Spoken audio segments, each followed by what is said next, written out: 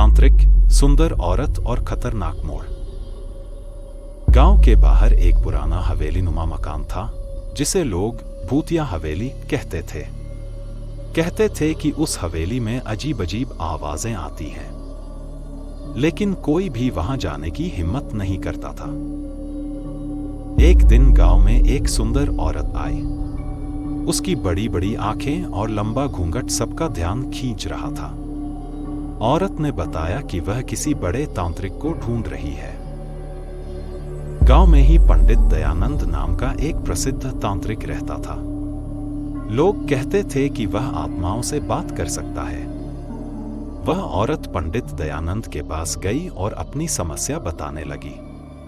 उसने कहा, मेरा नाम सुहानी है। मेरे पति की मौत इसी हवेली में हुई थी।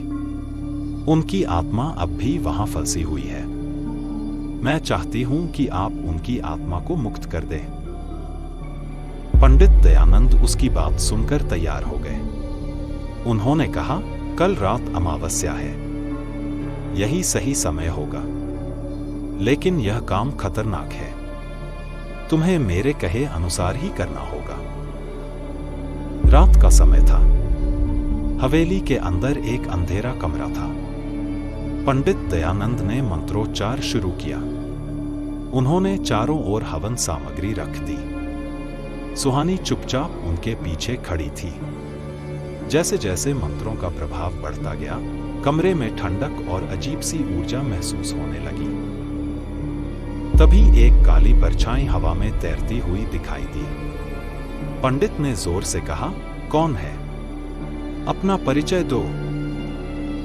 परछाई धीरे धीरे स्पष्ट हुई। वह एक आदमी की आत्मा थी जो क्रोध में कांप रही थी। आत्मा चिल्लाई, मुझे मत रोको पंडित। यह औरत धोखेबाज है। उसने मुझे मारा है। पंडित चौंक गए। उन्होंने सुहानी की ओर देखा जो अब मुस्कुरा रही थी। उसकी मुस्कान में एक अजीब डरावना पागलपन था।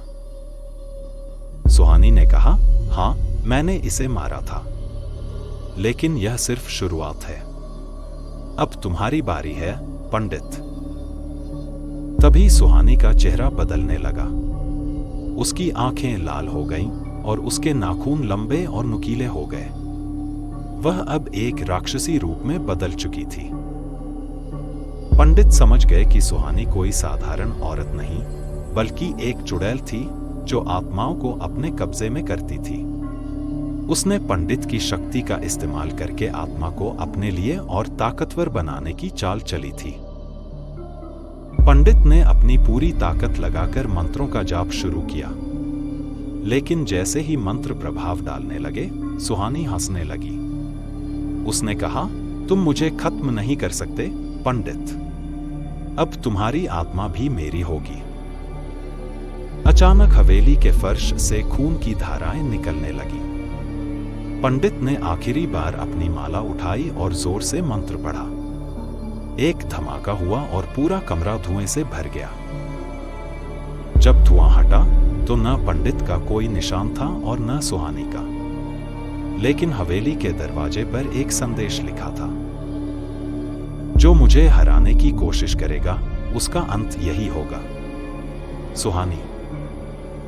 गांव के लोग कहते हैं कि उस रात के बाद हवेली से और भी डरावनी आवाजें आने लगी और पंडित दयानंद, उनकी आत्मा शायद अब भी उस हवेली में भटक रही है।